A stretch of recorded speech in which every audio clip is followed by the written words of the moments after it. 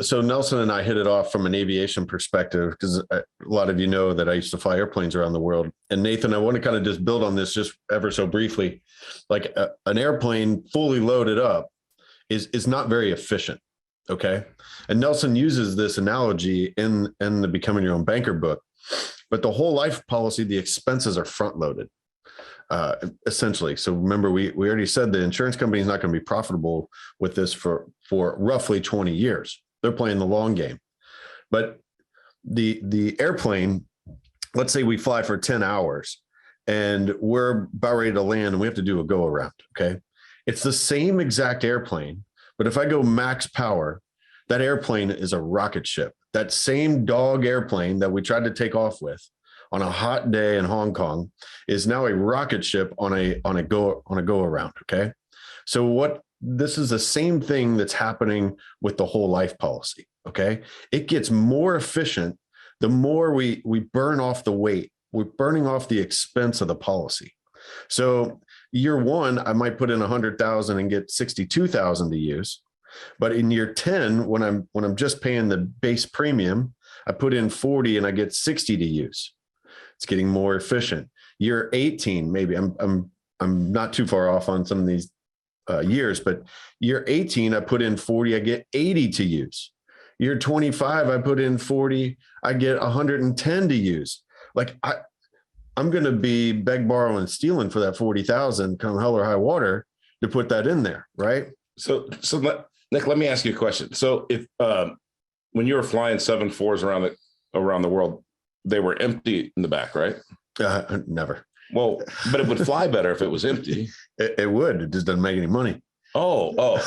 So what would be in the back?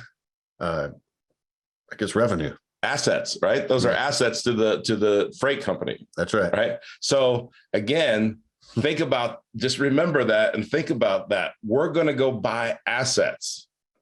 And I keep using real estate because, let's be honest, there's opportunities in real estate no matter what the market is doing.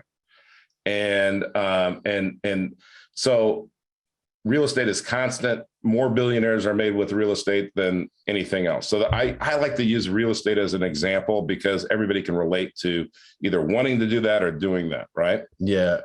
Thanks a bunch for asking that question, because that's a great question. There's a lot to it. If you've not read Becoming Your Own Banker, highly recommend you get it. Go to infinitebanking.org, or if you watch the course, or if you're working with one of the coaches or Jim or I, just ask us.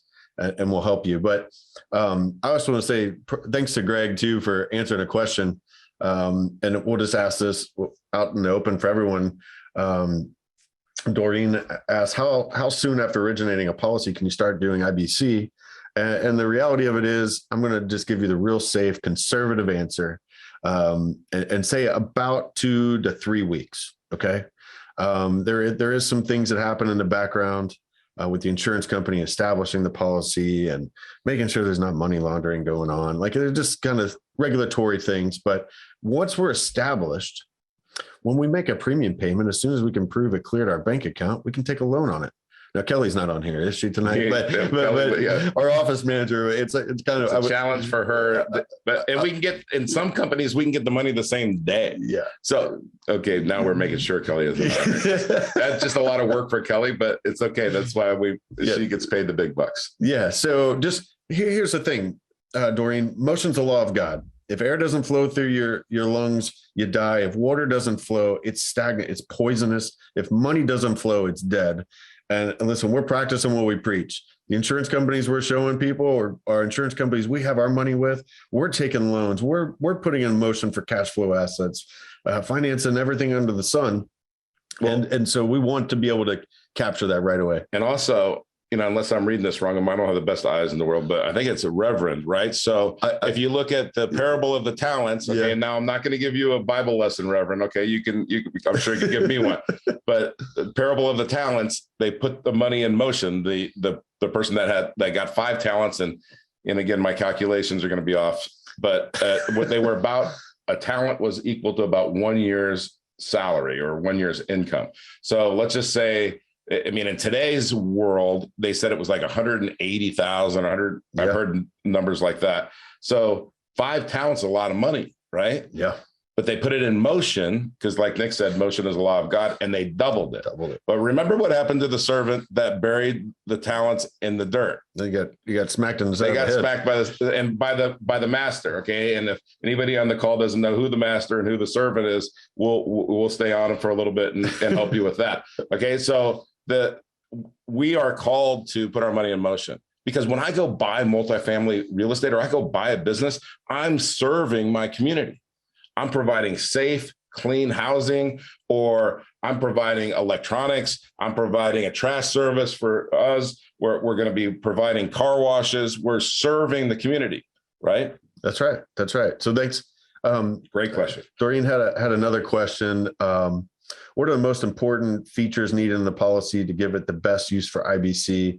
I've never had insurance and don't actually care about anything except using it for IBC. I'm also starting out on a low budget, but I'm 58 years old. So we've covered some of these things before, and we're happy to address it here. Just know that we are 100% practicing what we preach. So I want you to think about something too, because we have some clients that have been doing infinite banking for a long time. No kids, no heirs, plenty of cash, no debt, anything else. But you know what? They really care about their church. Yeah. So this couple in particular, they happen to be Catholic. They care about their church. So all of the death benefit is going to the church. So it works whether you go to synagogue, whether you go to a non-denominational church, where they will take your money, right? Because they're going to go out and serve the community. That's right. They're going to send out missionaries and all kinds of great stuff. So you just think that death benefit doesn't have to go. It can go to whoever you want it to go to. It can go whatever cause you want it to go to. But what I call, by the way, I'm 57. What I call 58 is, and 57 is halfway. Okay. So, and by the way, Nick's going to laugh because I'm going to keep calling it halfway. Just like old's 10 years from now. Yeah. It's always 10 years from now. Yeah, that's right. It's always 10 years from now.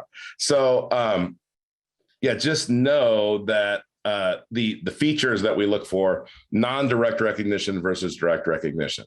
One of the companies we use, they give you a choice. Now, there could be some rare interest rate dividend environments or ratios that maybe direct recognition would be better, but it's going to be very, very slim very few times over the life of the contract.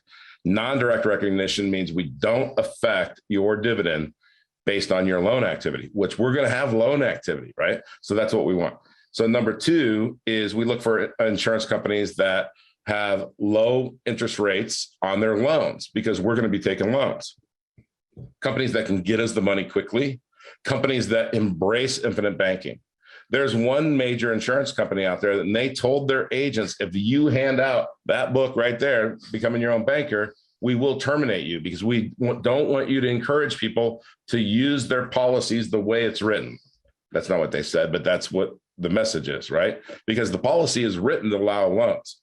So we look for that. We look for financial strength, not ratings, by the way. Okay. Financial strength,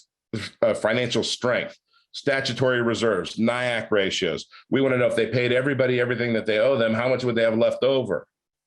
And why not?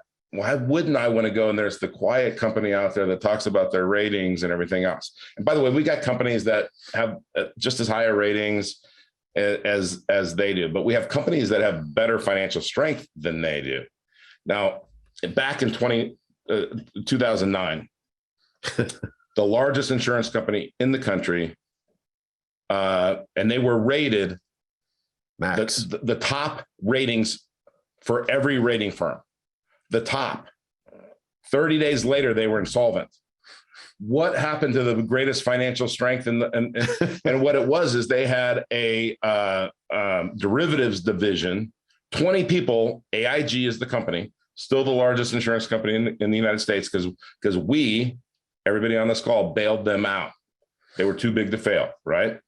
And they had 20 people in it in London, England, in their derivatives division that almost took down the largest insurance company in the United States, while they had the top ratings of every rating firm. And so ratings are for sale. Some of the insurance companies that we use that don't sell derivatives, don't sell other ancillary things, the insurance company or the ratings companies say, well, you're not diversified enough. Whole life insurance is based on actuarial science. It's not a guess. It's not an art. It's science.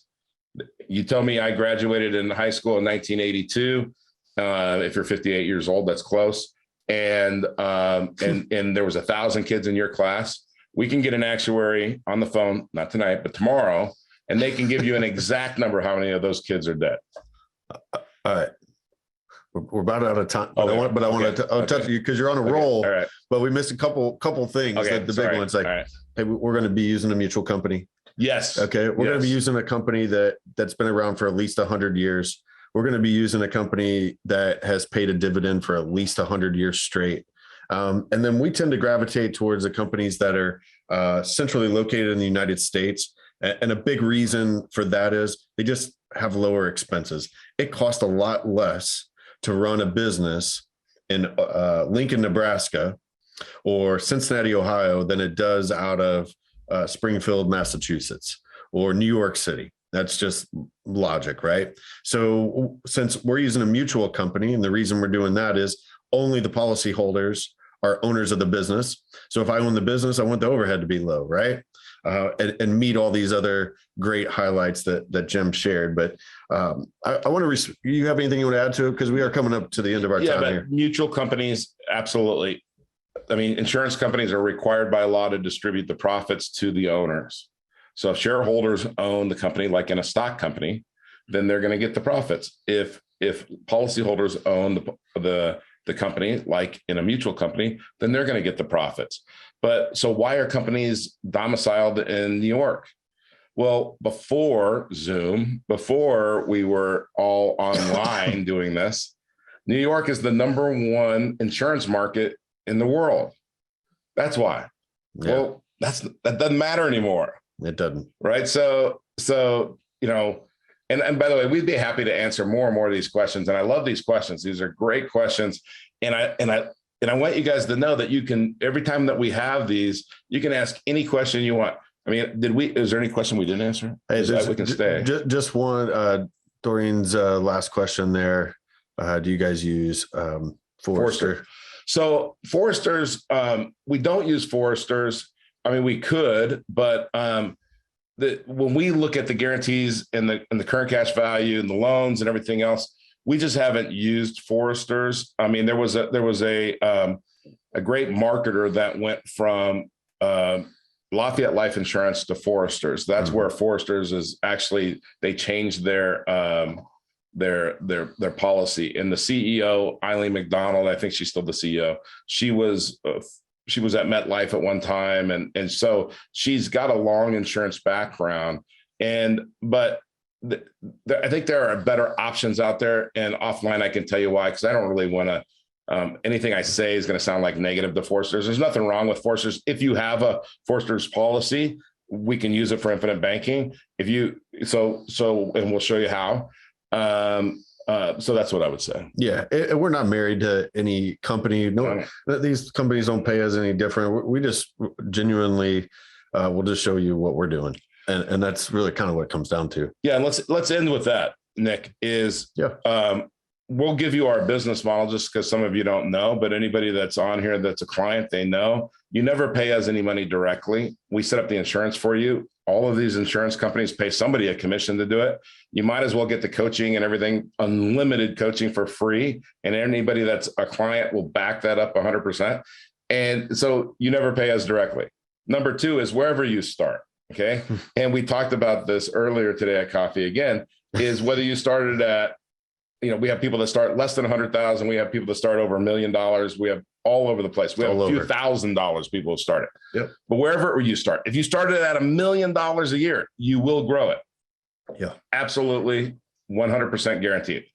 So you're going to continue to buy more insurance contracts because we want to sell you more and more insurance? No, because we want to show you how to expand your system more and more and more, right? That's where the coaching comes in. And the third thing is that we're never going to ask you for referrals.